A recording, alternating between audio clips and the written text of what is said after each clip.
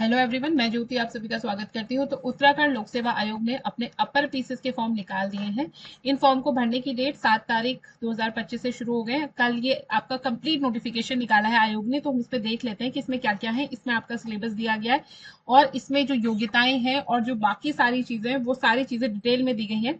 तो इस फॉर्म को भरने की जो डेट है, आप कल से इस फॉर्म को भर सकते हैं, यानी कि जो बीता हुआ कल यानी कि 7 तारीख से आप इस फॉर्म को फिल कर सकते हैं। लास्ट डेट इसकी 27 मई है, तो लास्ट डेट तक का वेट मत करना, फटाफट अपना फॉर्म भर लेना। क्योंकि लास्ट टाइम में क्या होता है, जो आपकी साइट होती है ना वो थोड़ी हैंग होने लगती है, क्योंकि सब लोग लास्ट टाइम में फिर फॉर्म भरने के लिए बहुत सारे लोग आ जाते हैं इसीलिए। और अगर फॉर्म भरते समय आपसे कोई गलती हो जाए तो 3 जून से लेके 12 जून तक आप उन गलतियों में सुधार भी कर सकते हैं। और जब आप इसका आवेदन करेंगे तो जो भी आपका आवेदन पत्र होगा, ठीक है, उसका आप प्रिंट आउट निकाल लें या उसे अपने कंप्यूटर में आप सेव कर लेंगे, ठीक है। क्योंकि आगे जब आपको एग्जाम आप इसको क्लियर करेंगे तो तब आपको ये सारी चीजें आपको जरूरत पड़ सकती है। रिक्तियों की संख्या देखें तो टोटल 123 पद निकाले हैं। इसमें आपके डिप्टी कलेक्टर, पुलिस उपाधीक्षक और आपके वित्त अधिकारी, सहायक निदेशक, उप निबंधक, सहायक आयुक्त, राज्य कर अधिकारी, सहायक नगर आयुक्त, कार्य अधिकारी जिला पंचायत, उप जिला शिक्षा अधिकारी, जिला समाज का कल्याण अधिकारी, अधीक्षक, सहायक निदेशक, सहायक गन्ना आयुक्त, जिला परिवीक्षाधिकारी, सूचना अधिकारी, संपादक, फीचर लेखक, सहायक निदेशक और आपके सहायक निदेशक, खाद्य प्रसंस्करण अधिकारी, प्रादेशिक मौन अधिकारी, सांख्यिकी अधिकारी, जिला पर्यटन अधिकारी मिलाकर टोटल आपके 123 पोस्ट निकले हैं। और इसकी जो शैक्षिक योग्यता है वो है आपका ग्रेजुएशन। किसी भी डिग्री कॉलेज से आपने ग्रेजुएशन किया हो तो आप इस फॉर्म को भर सकते हैं। और कुछ पद ऐसे भी हैं जिनके लिए आपको थोड़ी एडिशनल क्वालिफिकेशन की जरूरत है, जैसे कि सहायक निदेशक, लेखा अधिकारी जो है, इसके लिए आपको वाणिज्य में यानी कि कॉमर्स में स्नातक की उपाधि आपकी होगी तब आप इसको भर सकेंगे। उसी प्रकार से अगर आप उप निबंधक श्रेणी वित्त विभाग में भर सकते हैं तो इसके लिए आपको विधि स्नातक यानी कि लॉ में आपके पास डिग्री होनी चाहिए। इसी प्रकार से अगर आप उप जिला शिक्षा अधिकारी का फॉर्म भर रहे हैं तो किसी भी विश्वविद्यालय से आपकी परास्नातक की उपाधि आपके पास होनी चाहिए और बीएड होना चाहिए। इसके साथ ही अधीक्षक जो राजकीय भिक्षु है, इसके लिए आपके पास किसी भी विश्वविद्यालय से समाजशास्त्र की डिग्री होनी चाहिए। इसी प्रकार से जो सहायक निदेशक है संस्कृत शिक्षा विभाग के लिए, उसके बाद संस्कृत से रिलेटेड आपके पास डिग्री होनी चाहिए, तभी आप क्या कर सकते हैं, फॉर्म्स को भर सकते हैं। इसी प्रकार से आपका सहायक गन्ना आयुक्त है, जिला परिवीक्षा अधिकारी है, सूचना अधिकारी है और संपादक। तो ये कुछ पोस्ट ऐसी जिनके लिए आपको विशेष विशेष सब्जेक्ट में यानी जो रिलेटेड सब्जेक्ट है उसमें आपका ग्रेजुएशन या पोस्ट ग्रेजुएशन चाहिए। तो ये आप चेक कर लेंगे अपनी क्वालिफिकेशन के अकॉर्डिंग, तो आप उसको भर सकते हैं। और जो पुलिस उपाधीक्षक है उसके लिए शारीरिक मापदंड भी चाहिए। तो इसमें जो जनरल कैटेगरी का जो बच्चा है या जो ओबीसी कैटेगरी का बच्चा है, अभ्यर्थी है, अगर वो मेल अभ्यर्थी है तो उसकी जो हाइट है वो 167.7 सेंटीमीटर होनी चाहिए। और जो अगर आपकी महिला अभ्यर्थी है तो उनकी 152 सेंटीमीटर होनी चाहिए। और अगर कोई जनरल अगर आपके हिली एरिया से अगर कोई अभ्यर्थी है तो उनकी जो मेल है उनकी हाइट 162.6 सेंटीमीटर और महिला अभ्यर्थियों की 147 सेंटीमीटर होनी चाहिए मिनिमम, ठीक है। और इसमें जो एज लिमिट है वो है आपकी 21 से लेके 22 साल तक, यानी कि 1 जुलाई 2025 के हिसाब से आपकी एज को कैलकुलेट किया जाएगा। 1 जुलाई 2025 तक आपको 21 साल हो जाने चाहिए और 1 जुलाई 2025 तक आपके 42 वर्ष से ज्यादा नहीं होने चाहिए।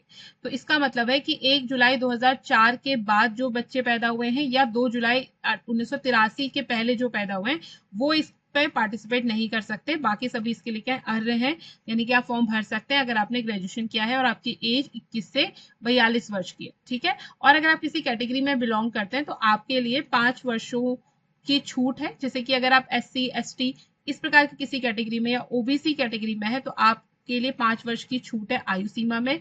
फी की बात करें तो फी काफी मिनिमल सी है। आपको अगर आप जनरल कैटेगरी या ओबीसी कैटेगरी के अभ्यर्थी है तो आपको 150 रुपीज देनी है। और अगर आप SC ST किसी कैटेगरी में बिलोंग करते हैं तो आपको 60 रुपीज देनी है। ईडब्ल्यूएस कैटेगरी से अगर आप बिलोंग करते हैं तो भी आपकी फीस 150 रुपीज है, ठीक। अब बात कर लेते हैं इस परीक्षा के सिलेबस की। तो ये जो आपकी अपर पीसीएस का एग्जाम है इसमें आपके 3 चरण होते हैं, 3 लेवल होते हैं। तो पहले होता है आपका प्री, फिर होगा आपका मेंस का पेपर और फिर होगा आपका इंटरव्यू। तो प्री का पेपर आयोग ने डेट निकाल दी है, 29 जून को आपका प्री का पेपर होगा।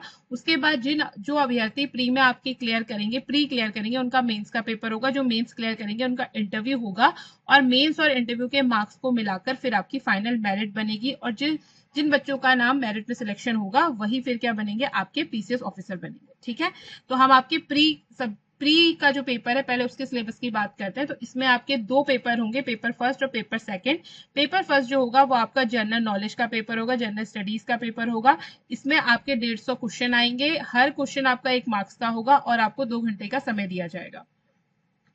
इसी में आपका दूसरा पेपर होता है पेपर 2। ये आपका सामान्य बुद्धिमत्ता परीक्षा होती है, यानी कि जनरल इंटेलिजेंस के क्वेश्चन इसमें पूछे जाते हैं, रीजनिंग वगैरह के। ये आपका 100 इसमें क्वेश्चंस पूछे जाते हैं, 100-150 नंबर का ये आपका पेपर होगा और 2 घंटे इसमें आपको दिए जाएंगे। इसमें जो प्रत्येक प्रश्न है वो आपका 1.5 मार्क्स का होता है और इस एग्जाम में आपकी नेगेटिव मार्किंग भी होती है। तो अगर आप कोई गलत क्वेश्चन करते हैं तो आपका 1/4 अंक काट लिया जाता है। ठीक है, मेंस एग्जाम की बात करें। अच्छा, एक चीज और बता दूं कि ये जो आपका सेकंड पेपर होता है इसमें आपको 33% अंक प्राप्त करना अनिवार्य होता है। जब आप इसमें 33% अंक प्राप्त करेंगे तो तभी आपका जो फर्स्ट पेपर है वो आपका क्या होगा, चेक होगा। तो ये आपको सिर्फ पास करनी है, ये मेरिट में इससे कोई फर्क नहीं पड़ता आपके सेकंड वाले पेपर से। फिर होती है आपकी मेंस का पेपर। मेंस के पेपर में आपके 8 पेपर होते हैं, ये 2 पेपर हाल ही में जोड़े गए हैं। तो इसमें पहले पेपर में आपसे सामान्य हिंदी, निबंध, सामान्य अध्ययन, फिर उसके बाद सामान्य अध्ययन 2, सामान्य अध्ययन 3, सामान्य अध्ययन 4, सामान्य अध्ययन 5 और सामान्य अध्ययन 6। तो इसमें से आपके जो 4 पेपर है जीएस की, तो इसमें तो आपके भारतीय विरासत, संस्कृति, पॉलिटी और आपकी जो इकोनॉमिक्स है ये सारे क्वेश्चंस आएंगे। 2 पेपर जो है आपके 5th और 6th, इसमें आपसे उत्तराखंड पूछी जाएगी। तो अब क्या करने लगा है आयोग जो है, वो आपका कोई भी एग्जाम लेगा चाहे प्री मेंस इंटरव्यू, उसमें वो उसने 1/3 पोर्शन किसका रख दिया है, उत्तराखंड का रख दिया है। ठीक है, तो उत्तराखंड आपके लिए बहुत इंपॉर्टेंट होगी। अगर आप पीसीएस ऑफिसर बनना चाहते हैं उत्तराखंड में तो आपको उत्तराखंड के बारे में जानकारी होना बहुत जरूरी है। और टोटल जो मेंस एग्जाम होता है वो आपका 1500 मार्क्स का होता है, 150 मार्क्स का आपका इंटरव्यू होगा और दोनों को मिलाकर आपके 650 अंक है, फिर इससे आपकी मेरिट बनाई जाएगी। और इसमें जो आपका सामान्य हिंदी का पेपर है पहला वाला, इसमें आपको सिर्फ न्यूनतम अंक प्राप्त करने होते हैं, 35% अंक प्राप्त करने होते हैं। ठीक है, मेंस का अगर हम प्री के सिलेबस की बात करें तो इसमें जो आपका पेपर 1 है जिसमें सामान्य अध्ययन जनरल स्टडी पूछी जाएगी, तो इसमें आपकी हिस्ट्री से रिलेटेड क्वेश्चन होंगे, जिसमें आपसे जो प्राग ऐतिहासिक काल है वो हो गया, मौर्य डायनेस्टी, गुप्ता डायनेस्टी, उत्तर गुप्त काल जो है, फिर भारत में इस्लाम का आगमन हुआ तो इल्तुतमिश बलबन, यानी कि जो सल्तनत काल है, मुगल काल है, यूरोपियों का आगमन, भारत की जो वायसराय है उनसे रिलेटेड क्वेश्चन, भारतीय राष्ट्रीय कांग्रेस, प्रथम विश्व युद्ध, उत्तराखंड का इतिहास और संस्कृति आपसे पूछी जाएगी। और भूगोल में आपसे विश्व का भूगोल, भारत का भूगोल, उत्तराखंड के भूगोल से रिलेटेड क्वेश्चन पूछे जाते हैं। और यूनिट 3 में आपसे जो पॉलिटी है वो सब पूछी जाएगी। तो पॉलिटी में इंटरनेशनल, नेशनल दोनों लेवल की पॉलिटी पूछी जाती है।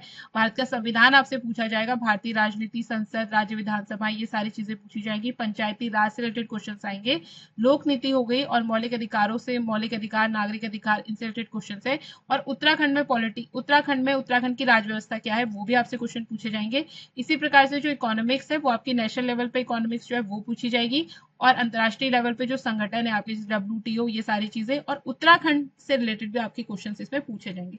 तो उत्तराखंड देखो बहुत इंपॉर्टेंट है। जैसे कि आपका 150 मार्क्स का जो पेपर होने वाला, नंबर 150 मार्क्स का जो पेपर होगा आपका जीएस का, उसमें से 50 मार्क्स आपकी केवल उत्तराखंड ही पूछी जाएगी। ठीक है, और उसके बाद फिर आप साइंस एंड टेक के जो क्वेश्चन है वो भी आपसे पूछे जाएंगे। इसमें आपका फिर जो यूनिट 6 है, जैसे कि जो आपकी करंट अफेयर्स वगैरह होती है उससे रिलेटेड आपके क्वेश्चन आएंगे। तो करंट अफेयर आपकी स्टेट लेवल की करंट अफेयर भी पूछी जाएगी, नेशनल लेवल की करंट अफेयर भी पूछी जाएगी और इंटरनेशनल लेवल की करंट अफेयर भी पूछी जाएगी। अब करंट अफेयर अमूमन नॉर्मली पूछी जाती है 1 से 2 साल तक की जो करंट अफेयर होती है वो एग्जाम से पहले की वो पूछी जाती है। और जो दूसरा प्रश्न पत्र है यानी कि जो सीसेट का आपका पेपर होगा जिसमें आपको सिर्फ क्वालिफाइंग करना है, इसमें आपसे सामान्य मानसिक योग्यता, इस प्रकार के आपसे क्वेश्चंस पूछे जाएंगे और इसमें आपसे कुछ रीजनिंग के क्वेश्चन पूछे जाएंगे, निर्णय लेना, समस्या समाधान, इस प्रकार के क्वेश्चन होंगे। कुछ आपके क्वेश्चन चार्ट, ग्राफ, तालिका, इनसे रिलेटेड भी क्वेश्चन होंगे और अंग्रेजी भाषा से रिलेटेड आपके क्वेश्चन होंगे। और हिंदी भाषा का भी हिंदी भाषा और अंग्रेजी भाषा भी इसमें पूछी जाती है। आपकी सीसेट में आपकी हिंदी और इंग्लिश दोनों आती है, तो इसके भी आपके 30 मार्क्स की आपसे हिंदी पूछी जाएगी, हिंदी और इंग्लिश पूछी जाएगी। ठीक है,